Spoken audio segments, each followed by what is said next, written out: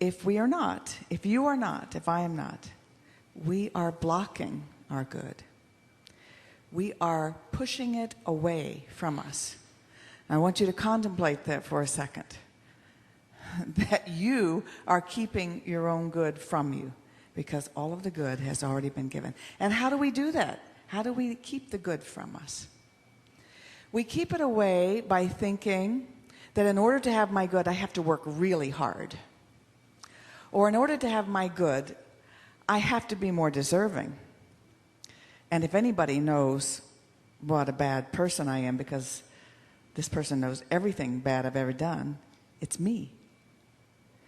And so I can feel like I'm not really deserving of a lot of good things.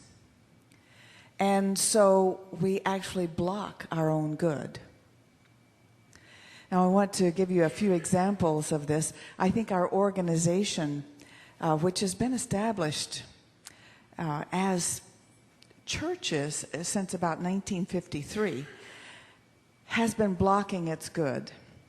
We've said oftentimes that the science of mind is the best kept secret on the planet. That we have been keeping this wonderful teaching secret, all the while it's been seeping into the entire culture. People like Wayne Dyer and others like him are celebrities, and yet most of our churches are empty. How have we been keeping our good from ourselves? Well, one of the things we did right away, as soon as it was decided that we would become churches, is we split into two organizations. It had to do with the way the churches would be organized, and we felt that one had a top-down and the other had a bottom-up type of leadership, and neither one wanted to change. But so while we were out teaching unity, we were really two. And we had nothing to do with each other, and we were both sure we were superior to the other.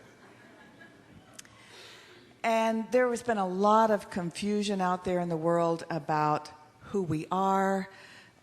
Most people thought we were Scientology because we had this word science in our name. And so most people were afraid to enter our churches, really afraid. And so many of the churches took on different names, for example, center names that would be friendlier and easier to advertise and promote. For example, in the Tri-City area of Chico, Paradise, and Oroville, there in Chico there was the Center for Spiritual Enrichment.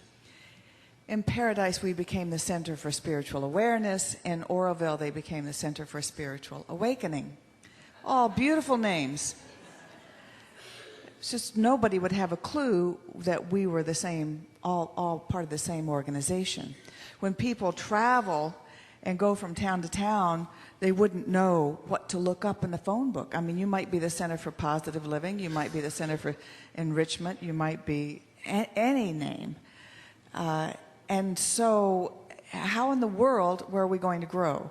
How in the world were we going to get? We couldn't even consider a marketing plan until we all had the same name.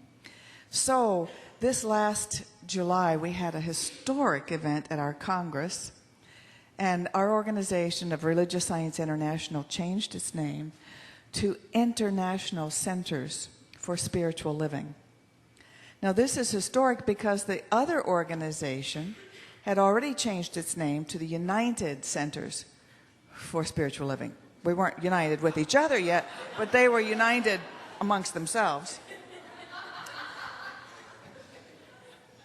This is a huge step because for those, nobody's got to change their names, but for those who choose to change their names, they can participate in marketing that will affect everybody.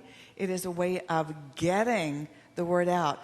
And we all came to this by hiring a wonderful Buddhist man who happens to run a marketing business and do branding for some of the top companies in the country, including Coca-Cola and companies like that. Branding is a way of branding in people's awareness who you are and what you stand for.